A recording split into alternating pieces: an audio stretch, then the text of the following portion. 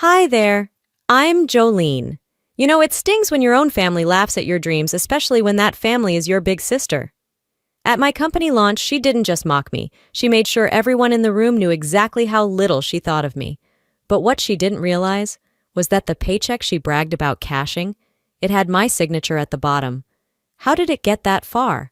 And what happened when the truth finally hit her? The warm evening air buzzed with excitement as I stepped into the launch event downtown.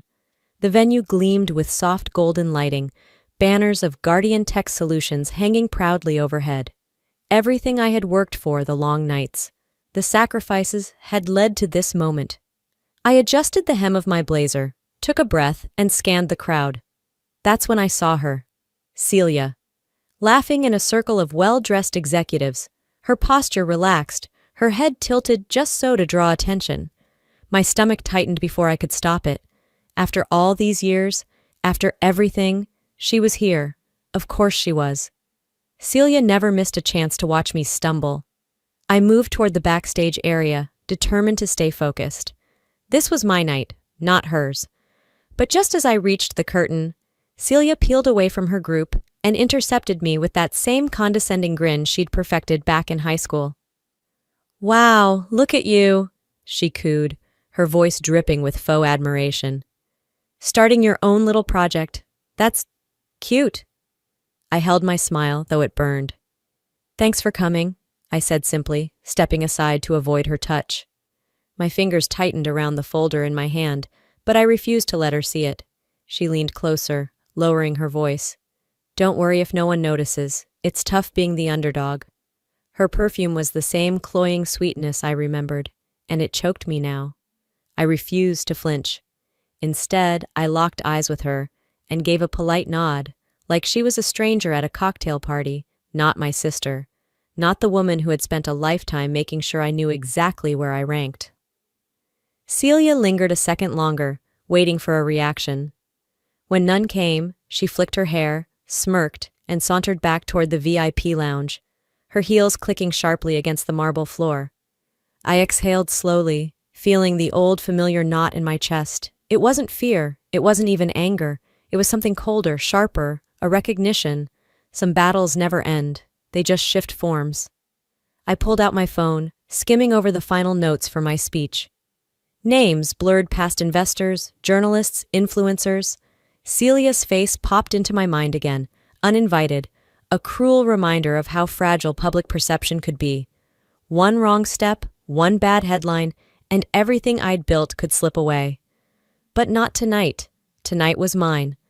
I squared my shoulders and headed toward the main hall, feeling the weight of history pressing down and the thrill of knowing I was about to make my own. Jolene, the overlooked little sister, was long gone.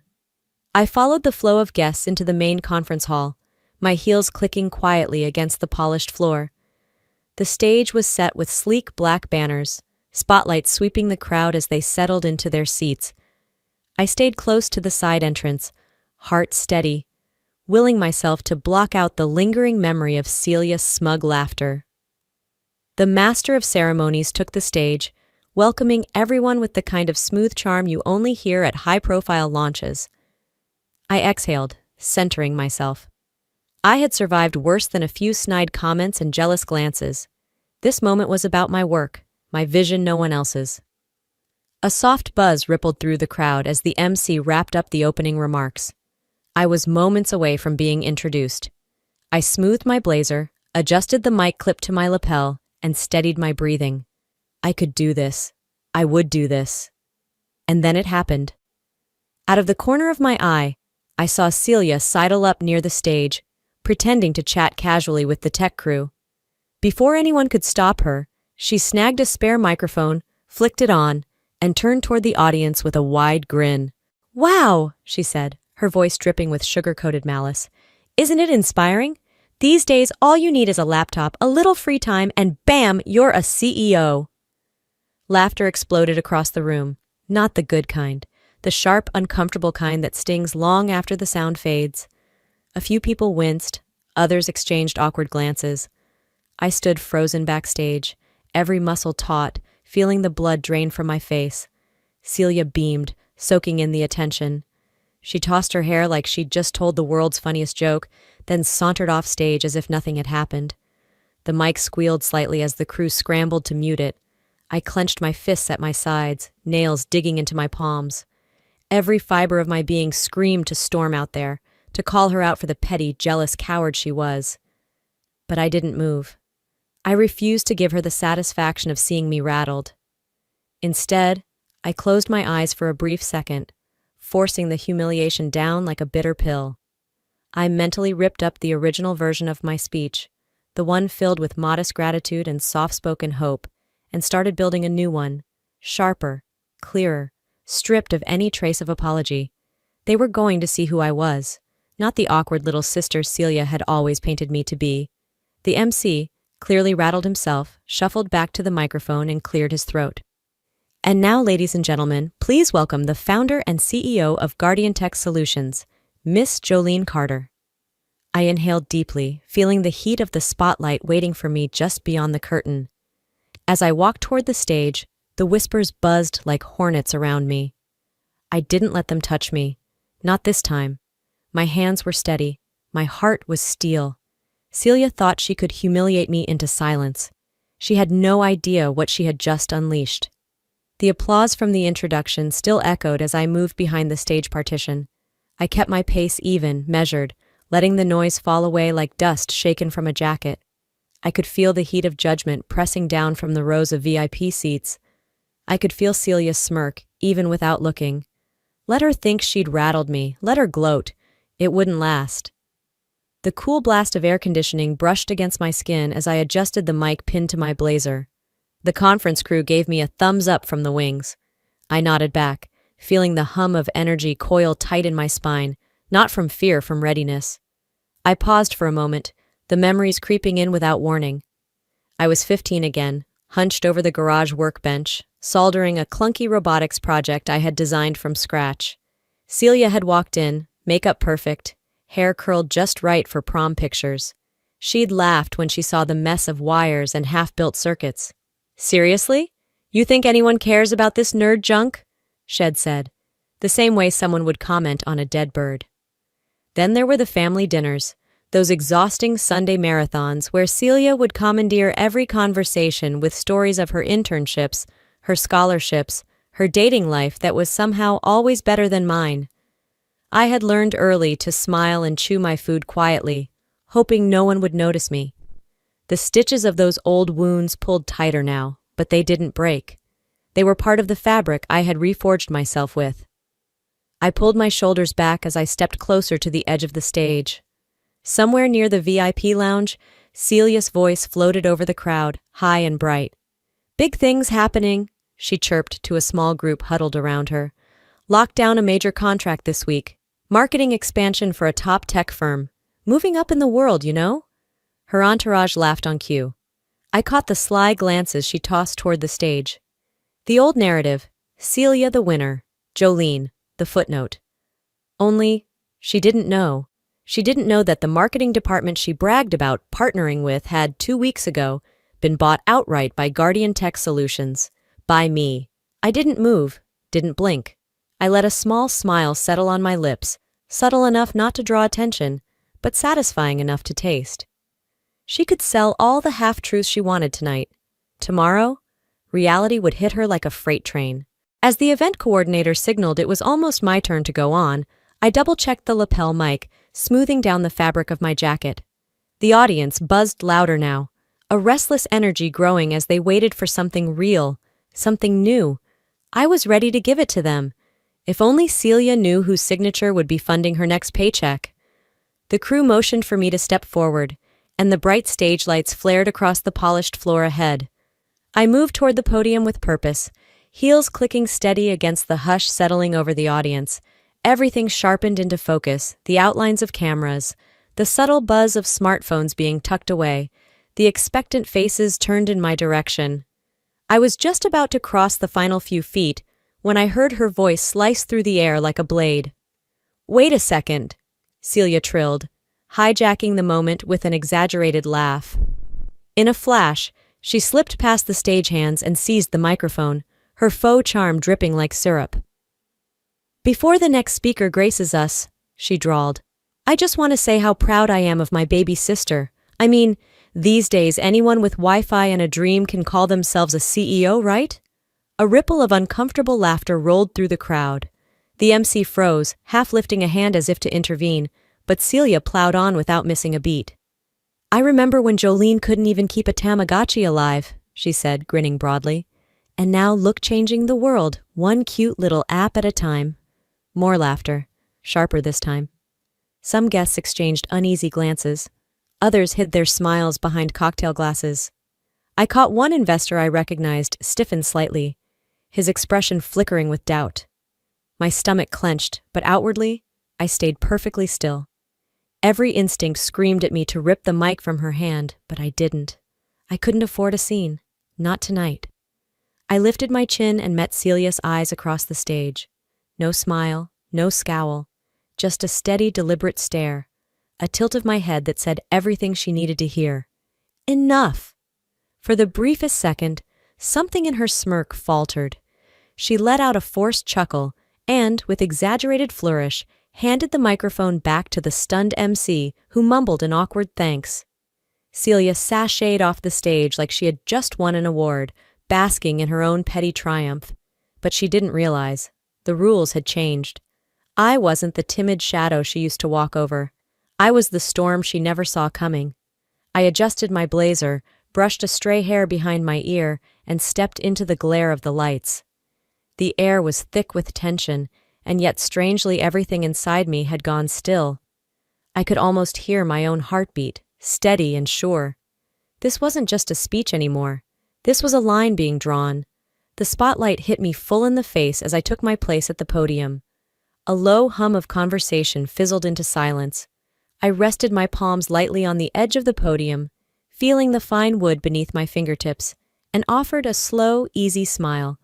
No tremble in my hands, no quiver in my voice. I owned this moment. No one could steal it from me.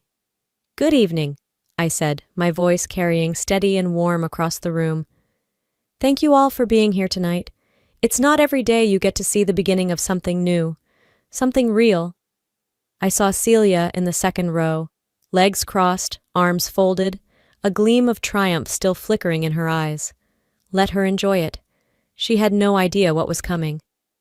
I founded Guardian Tech Solutions, I continued, not because I had the flashiest idea or the loudest voice in the room, but because I believed in the power of resilience, in the power of those who build quietly, while others are busy chasing applause. A few heads nodded. I caught a flicker of unease cross Celia's face. I paced the stage slowly, the way I had practiced, letting my words breathe. The tension in the room thickened with every step, every beat of measured silence. And speaking of building, I said, pausing just long enough to feel the anticipation tighten, I'm thrilled to announce that Guardian Tech has completed a major strategic acquisition. Murmurs swept through the audience. A few weeks ago, I went on, we finalized the purchase of one of the most promising marketing divisions in the tech space, formerly part of Vanguard Strategies.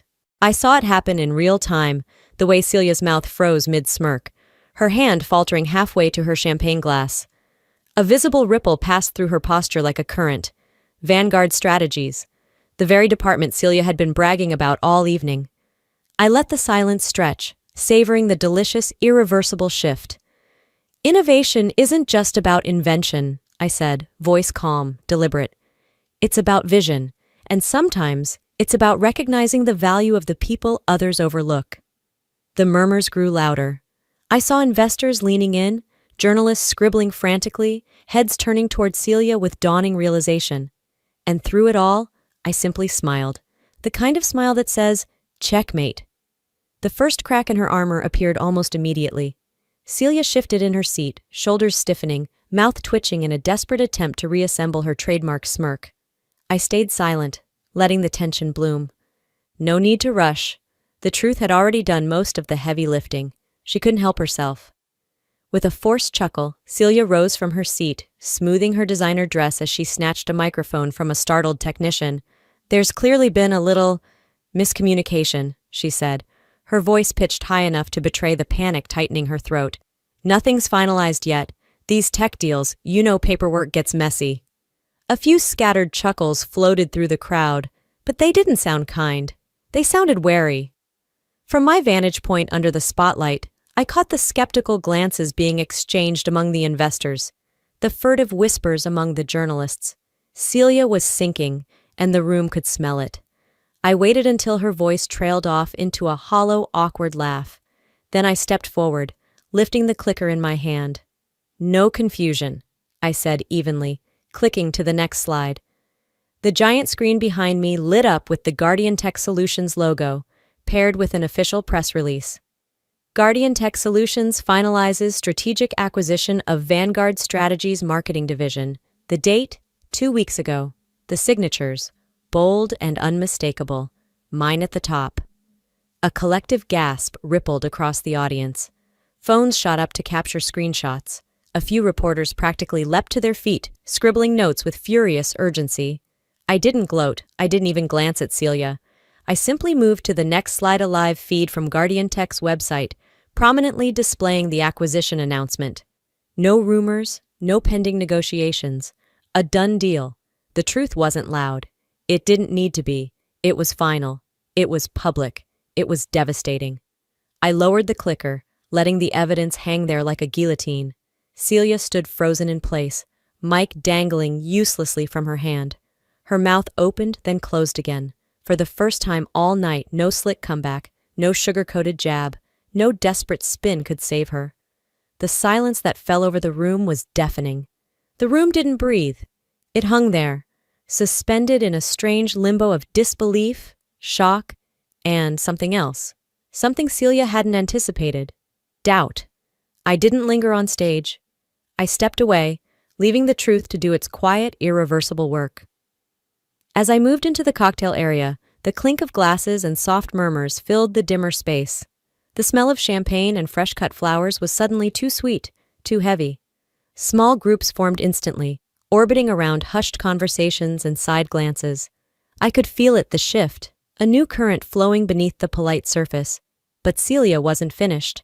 I caught her out of the corner of my eye, weaving through the clusters of guests like a shark scenting blood. Her smile was brittle now, her laugh too loud as she sidled up to investors, board members, anyone with influence. "She's ambitious, sure," I overheard her telling a group by the bar. "But acquisitions like that? They don't happen without cutting a few corners. Regulators are going to have questions. Just wait." The words were sugar-coated in concern, but the venom underneath was unmistakable. I didn't react. I sipped my water, nodded at a passing journalist, and kept my breathing steady. Celia's desperation had shifted from silent glares to whispered knives. My phone vibrated in my clutch.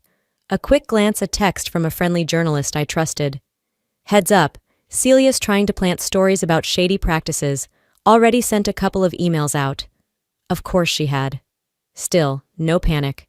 I made my way to the event coordinator's booth, requested a quick update through the venue's official communication screens, a tool normally reserved for lost items or schedule changes. Minutes later, every screen around the event lit up. Guardian Tech Solutions confirms full regulatory approval for its recent acquisition. All documentation available upon request. Transparency is not just a promise, it's our foundation. Simple, clean, unshakable. The buzz shifted again. Guests checking their phones, verifying what they'd just seen. A few turned toward Celia now, not with admiration, but with wary distance. She felt it too. Her face paled, the way she shrank into herself just slightly before forcing another too bright smile. But the damage was done, and not to me. The energy in the room had shifted again, but this time it was irreversible. Gone were the curious stares and polite murmurs. What remained now was a sharp, almost clinical detachment, the way you might observe the final act of a slow, inevitable downfall. No one moved to comfort Celia. No one offered her an escape. I adjusted the microphone stand and cleared my throat lightly. The sound snapped a few heads up, pulling what was left of the attention toward me. "I appreciate you all staying," I began, my voice steady, resonant in the half-empty hall. Tonight wasn't just about celebrating a milestone. It was about setting a new standard. The words felt heavier than I'd planned, but right. Necessary. I continued, pacing myself with a calm that felt both foreign and natural. Guardian Tech was built on more than innovation. It was built on trust, transparency, and accountability. And moving forward, we will maintain zero tolerance for any conduct that undermines those principles. I didn't look at Celia. I didn't need to. The ripple effect hit harder when it wasn't directed. In that spirit, I said, effective immediately, Guardian Tech will be severing all business relationships with any parties found engaging in activities inconsistent with these values. A sharp murmur ran through the room. Not loud, just loud enough. I gestured toward the digital screens that had lit up again behind me, this time displaying links to full public documentation, acquisition contracts, regulatory approvals, and, quietly embedded within it all, a detailed compliance report. One that named, without flair or drama, the exact misconduct that had been swirling beneath Celia's polished surface. No accusations, no screaming matches, just facts. Just light cast into places she never thought anyone would look. The final blow didn't come with a slam or a spectacle. It came with a clinical, professional closing of doors. I stepped away from the podium as polite applause, not wild, not celebratory, but respectful, filled the air. Enough to acknowledge a clean end. Celia remained rooted in place, isolated in the center of the swirling aftermath, a statue built on the fragile foundation of appearances. And now those appearances were shattered. I didn't wait for her reaction. I didn't offer a parting glance. Some wars are won not with the sword, but by refusing to fight on their terms. And I had just closed the battlefield behind me. A week later, I sat in my new office, sunlight pouring through the tall windows and pooling across the hardwood floors. Stacks of signed contracts and welcome letters from new partners lined the edge of my desk, tangible proof that the world had moved on, even if some bruises hadn't fully faded. The air smelled faintly of fresh paint and new beginnings. I leaned back in my chair, letting the quiet settle in my chest. No noise, no chaos, just the steady hum of a life rebuilding itself. The news had traveled faster than I expected. Celia's name circulated, but not in ways she had once craved. Words like untrustworthy and high risk started appearing alongside hers in the industry chatter. Firms withdrew partnerships, invitations stopped coming. Some whispered about legal inquiries looming in the background, but I didn't chase those rumors. They weren't my victory to savor.